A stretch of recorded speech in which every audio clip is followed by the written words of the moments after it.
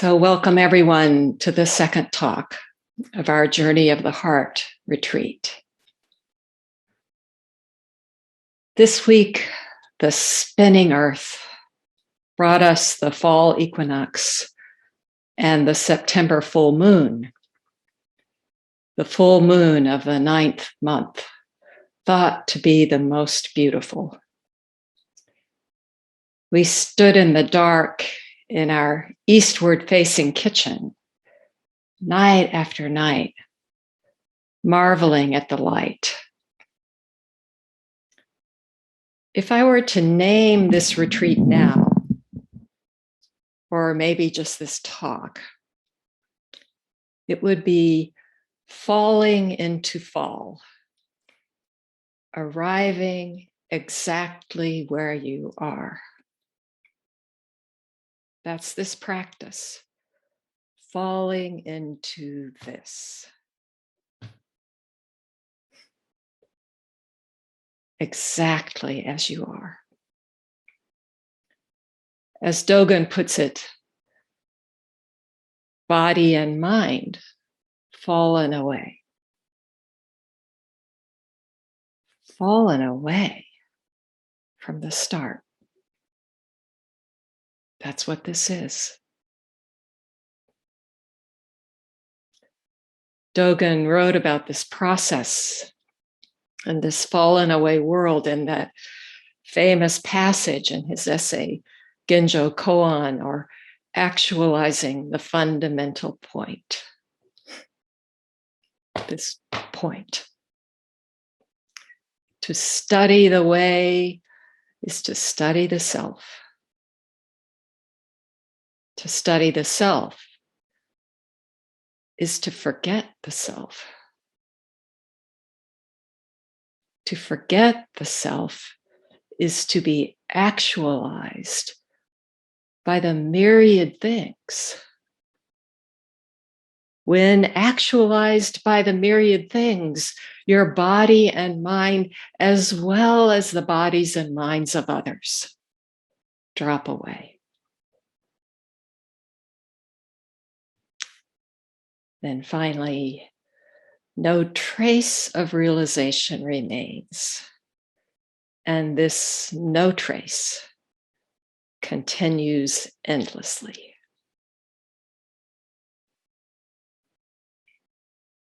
That's the whole of it. Practice awakening. One fact.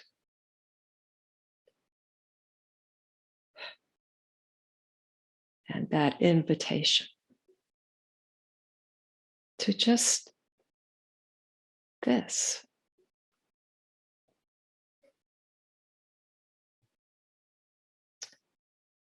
A few lines earlier in the essay, Dogen writes, to carry the self forward and illuminate myriad things is delusion. That myriad things come forth and illuminate the self is awakening. We don't go out after this. The self that would seek some gain, something outside itself, that's an illusion. The myriad things awaken us. If you're sitting with Mu, practicing with Mu, you can't penetrate Mu. Mu penetrates you. As we spoke about together yesterday, we can't make this happen, but we can cultivate a willingness. With practice, we can make a clearing, or at least come into one, including clearing everything we think we know. What might it take to empty our hands?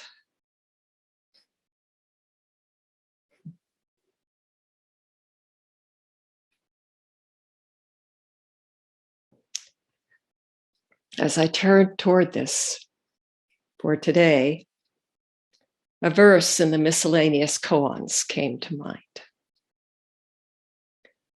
Freely I watch a flying bird and sketch the track of its flight.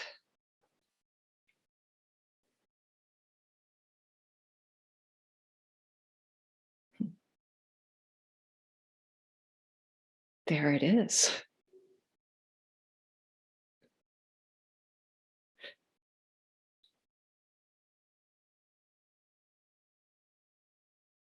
Most mornings, my partner and I walk in our neighborhood.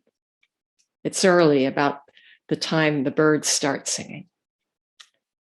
During this sequestered time of COVID, he found Natalie Goldberg's book, Writing Down the Bones, on my shelf and started writing poems.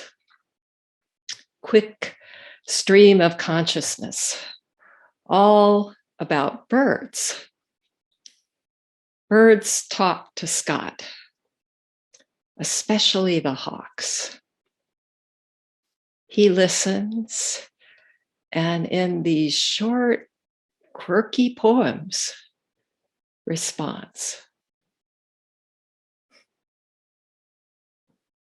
We're often walking together in silence, just these sounds, and I never know what's going on.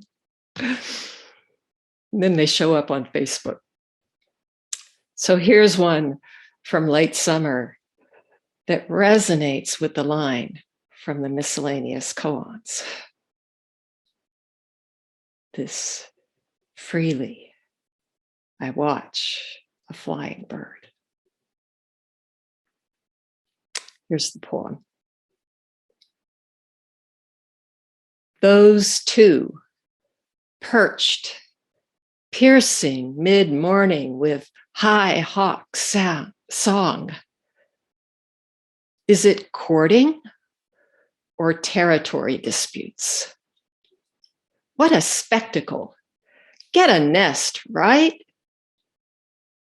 But to be fair, there is a wicked waning moon, recently seen flirting with Jupiter, now so pale, nearly transparent, but which will not set.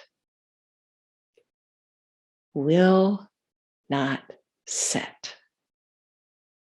Plus, there's a vast vista to the west.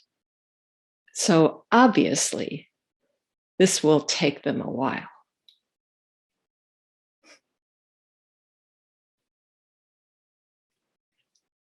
That vast vista, the timeless expanse, home to a moon, new or full, that will not set. What is that moon? Where does it shine? What does it illumine? And what is the vast vista? Any border? Freely I watch a flying bird and sketch the track of its flight.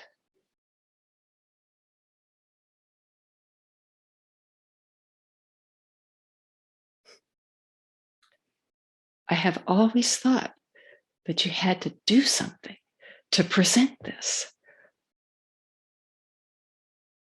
But there it is.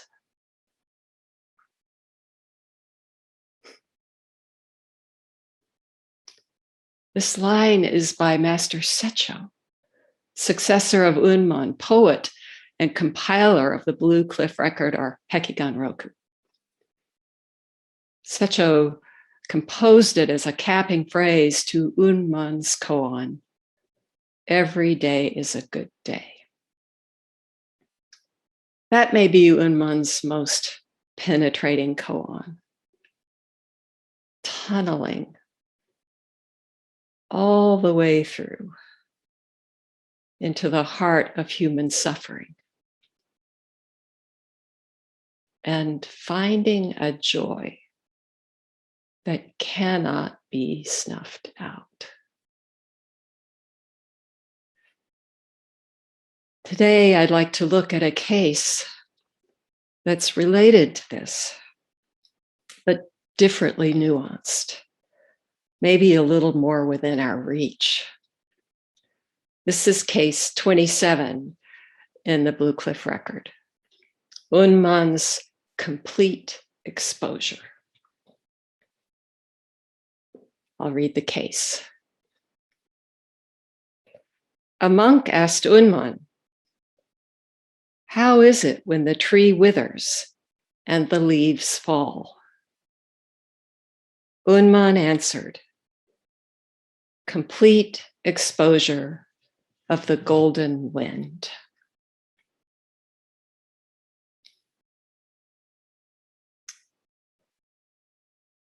Most of us are familiar with Unmon's story. His life spanned the mid-8th to mid-9th century, that violent, chaotic end of the Tang dynasty, and the gap before the Sung dynasty took root. That was 907 to 960.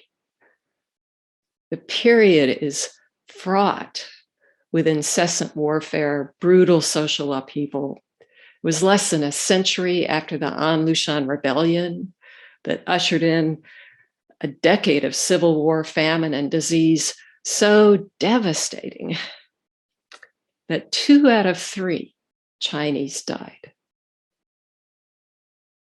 Joan Sutherland wrote an essay about this where she asks the question, what do we do now? We 1 in 3 who survive.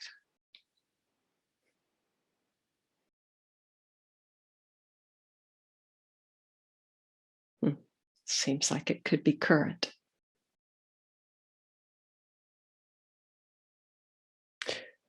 Unmon is born into the aftermath of this era. James Ford writes about it. Unmon towered above this terrible time, a beacon of light within the darkness.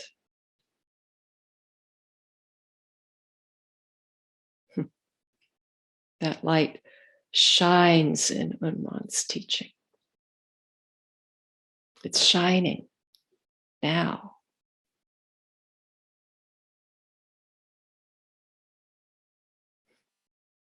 Early on, Unmon studied with the very severe master, Bokshu. Bokshu would hear the footsteps of a monk coming to Doksan, and just based on that sound, discern whether or not to open the door. Unmon was determined, very earnest. He went to Doksan twice without being admitted, knocking on the door. Who is it? It's me. What do you want? I'm not clear about my life. I'd like the master to give me some instruction. Bokshu opened the door, took one look at Unmon, and closed it again.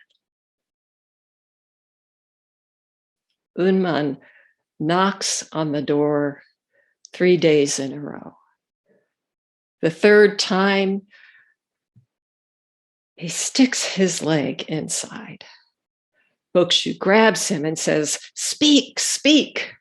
And when Unmon begins to speak, Bokshu gives him a shove and says, "Too late."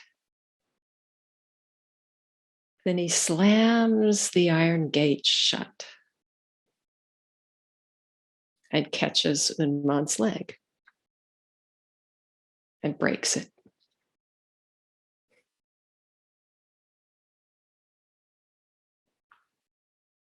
The record says Unmon immediately awakened.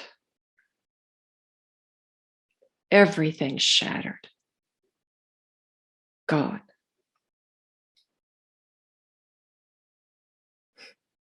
as Yamada Kon puts it, neither subject nor object, relative nor absolute, just ouch. Or whatever expletive. Unmon's great enlightenment.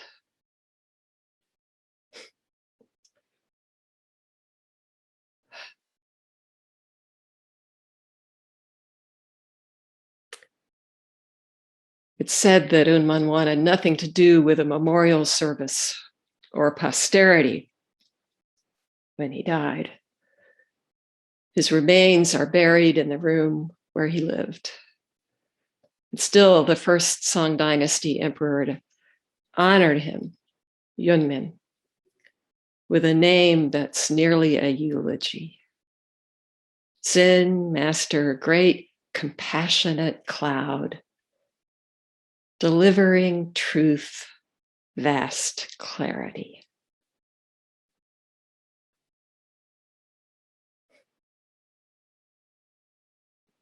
Complete exposure of the golden wind.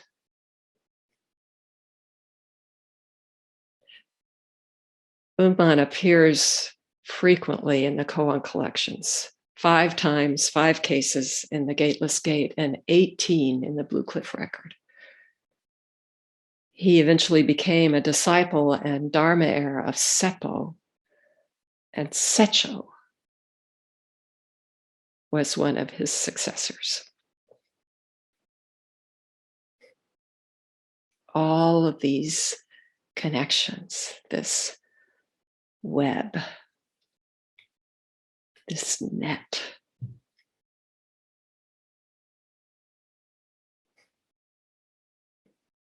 Every gem perfectly reflecting the whole. So in this case, an unknown monk comes asking for instruction. How is it when a tree withers and the leaves fall? And Unmon responds, complete exposure of the golden wind. We could say this koan is fitting to the season. Golden wind is another name for the wind in autumn, typically a little later on when that wind carries an omen of oncoming winter. It's actually common for zendos around the world to hold a golden wind session, usually in November. This koan came to mind not because of the season, but because of the phrase, complete exposure. Had I known this phrase when coming of age as a young classical musician, I might have found my way to Zen much earlier. To be exposed without pretense, such a longing for authenticity. Performance seemed to require a facade. On the one hand, a manner or skill to project something more than the bare music.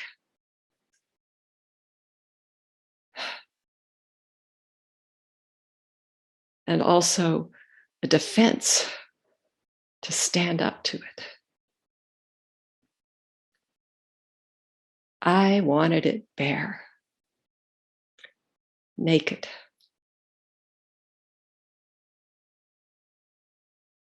It's not uncommon for professional musicians to have a recurring nightmare of walking onto a stage to solo with an orchestra and suddenly realizing you're naked. You know, my ideal performance would be as if naked, not for no clothes, but no cover, nothing in the way, like that single line of calligraphy, that straight line, nothing extra, enough. But there was this issue. I suffered from terrible stage fright. Never knowing when it would hit, I might find myself about to play an exposed passage and suddenly be shaking like a leaf in the autumn wind. A leaf about to fall. Complete exposure. That which we long for and the very thing we resist.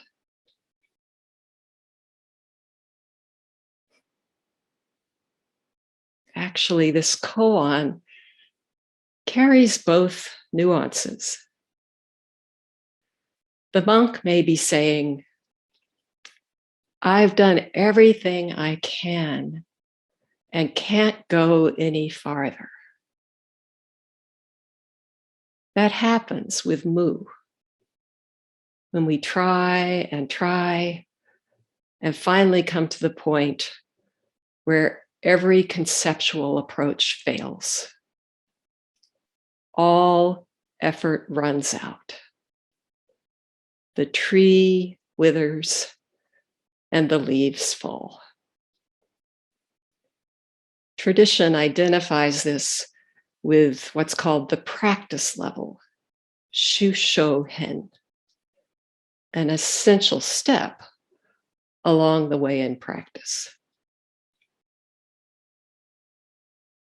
Or the monk may be saying, all concepts and delusions have fallen away.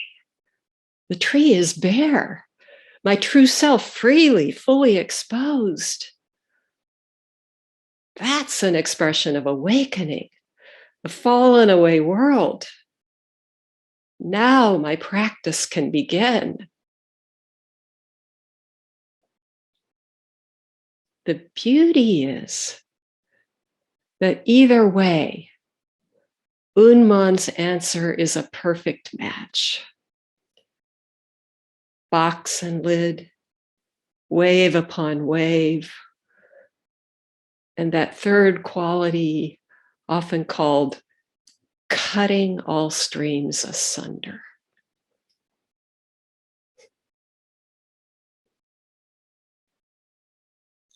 A traditional reading of this exchange that's transmitted by Hakuin Zenji is that the monk's question came out of his practice. I'm sitting and can't awaken. And Unmon responds, that's it. Perfect fit. Exactly so. Or maybe a monk says, 6.5 years with mu. I've exhausted all energy, can't do anymore, can't take a step forward or back. I'm struggling. Maybe this is Hakuin's experience, Mumon. Unmon says, that's it. Right there. Just that. Complete exposure. Nothing lacking. Golden wind everywhere.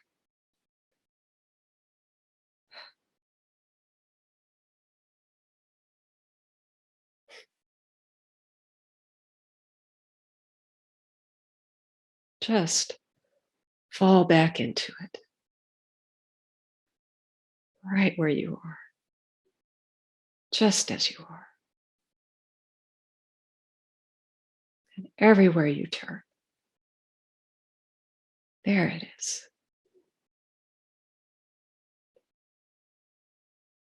There's another way of taking this koan, taking it in, tasting it, which is really down on the ground with our lives.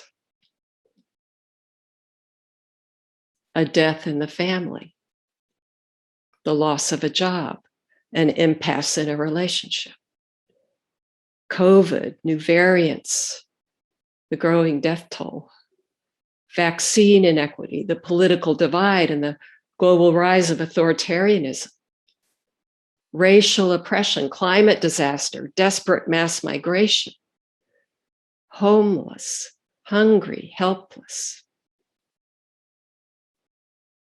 Weave these together, maybe in one life,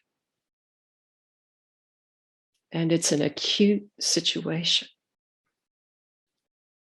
No way out. The tree has withered and the leaves fallen.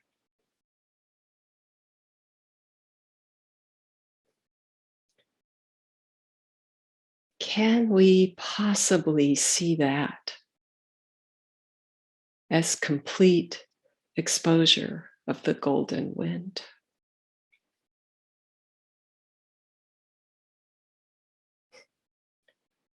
Master Baso did when ill at the end of his life. His temple steward asked, "How are you feeling today, Master?" Baso responded, "Sun-faced Buddha, moon-faced Buddha." Sun-faced Buddha, lifespan of 1800 years. Moon-faced Buddha, 24 hours.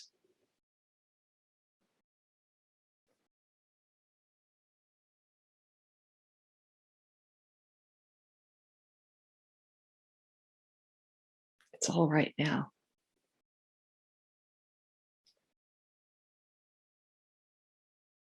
If Unmon, ill and about to die, were to respond, he might say, "Every day is a good day," or "complete exposure of the golden wind." But he wouldn't put it like that to Baso. Facing Baso's response, Unmon might say, "I'm sorry you don't feel well, Master. How can I help?" How is it when the tree withers and the leaves fall? Complete exposure of the golden wind.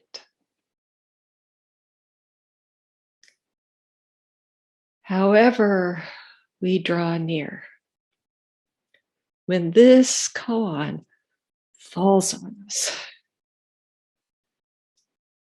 we may see that the question and answer are of one piece.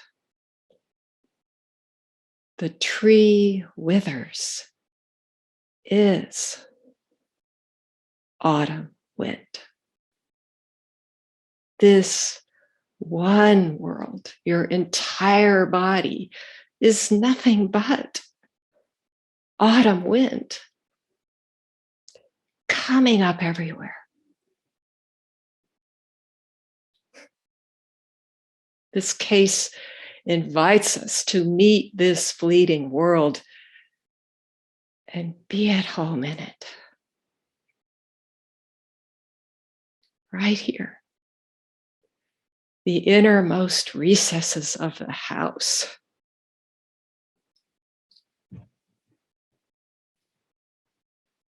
The American Zen teacher, Susan Murphy, begins one of her talks on this case by quoting Basho. "In the dewdrop of this dewdrop world, such quarrels. In the dewdrop of this dewdrop world such quarrels. Murphy reads the golden wind as constant change. She writes, golden wind holds everything and keeps nothing. That is her great function. Holding and carrying and manifesting everything, keeping nothing.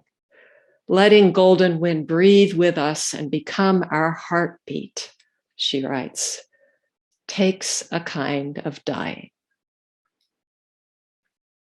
Murphy goes on to talk about the image of a house on fire from an early sutra and about the 4 bodhisattva vows. Of that burning house, she says, so much of the human mind is an endless, profligate array of endless escape routes. Our vow, our very life, is to agree to be here with the fire on behalf of all beings who are the fire itself. Huineng, the 6th ancestor, had a teaching. Impermanence, of course. Impermanence is, he wrote, said, it was recorded. Impermanence is, of course, Buddha nature.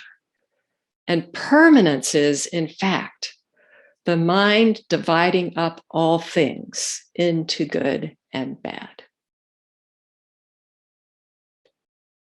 For the one who would clarify, put into practice, and fully realize impermanence as being impermanent itself, for that one, all will be impermanence. To fully realize impermanence as being impermanent itself.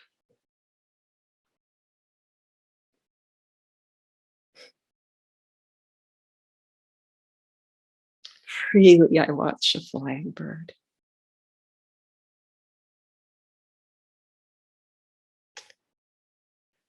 Students tell me as they come nearer to Mu, they come up against fear. This can be helpful to see it. I find myself saying,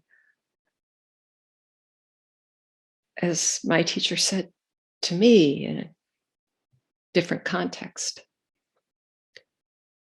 let there be nothing but fear. No border. Look all around in it. It's fear.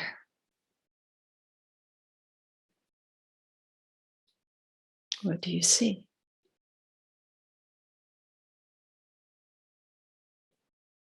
Another signpost, sometimes quite ripe, is the sudden feeling, I'll never get this.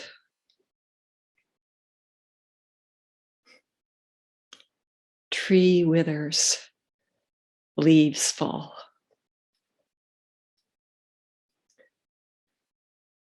I'd like to close with a poem written by a student and a very short Dharma discourse from Dogen. Here's the poem.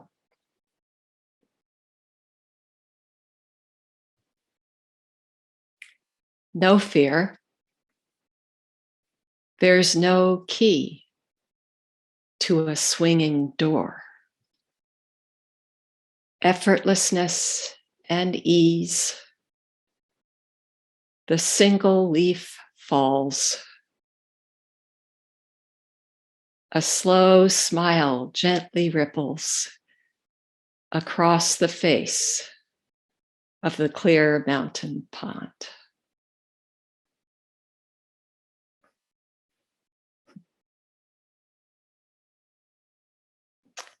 And here is Dogen's Dharma Hall Discourse. It's called Unmon's Place of Great Intimacy. Dogen writes, I can remember Unmon asked Sozan, why don't we know that there is a place of great intimacy?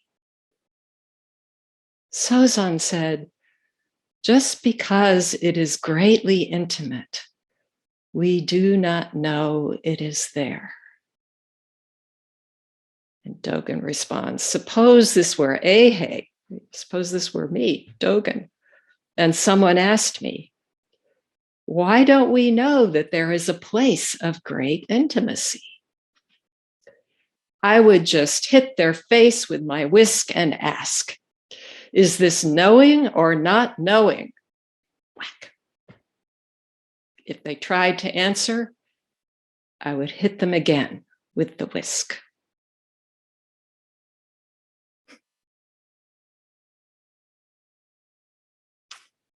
So intimate, so near. How can we know it, realize it, embody it? One whack of the whisk and Unmon's broken leg comes into view, the occasion of his awakening. But it doesn't have to be that. Out of absolutely no knowing, before knowing, not possible to know, anything can call us home. A gesture, a sound, a thought, or maybe the sight of a leaf just shimmering in the autumn wind. For now, let's sit in the confidence